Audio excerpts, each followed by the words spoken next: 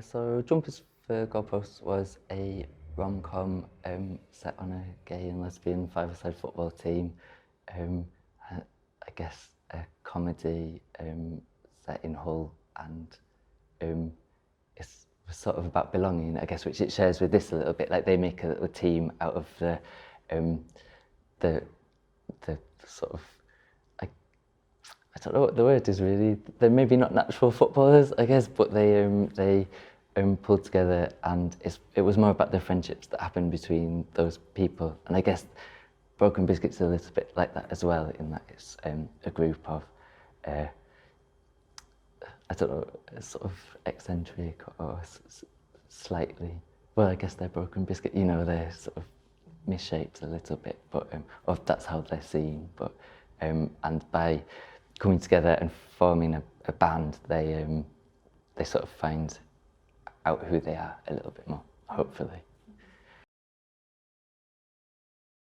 I hope so. I think you have to be quite optimistic to start a band, but also they, in a way, it's born out of a kind of feeling that they're all a little bit, they're not the cool kids, and this is a chance to reinvent this summer where they've got a bit of time off because they've just done their exams and they're about to start college.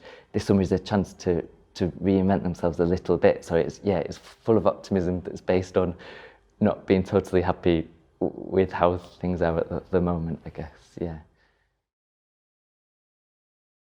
When we first had the idea, I sort of wanted to have a go at lots of my plays have had music in, and I thought it would be really nice to sort of learn how to make that original music. So I've written the lyrics, and a lad called Matthew Robbins is writing the music, and so we are writing songs together that are the songs that you would write if you were just learning how to be in a band and just trying out different sounds and figuring out who you are as a band. And so I guess there's lots of different, they make a few wrong turnings and then they sort of figure out who they are a little bit by the end, hopefully.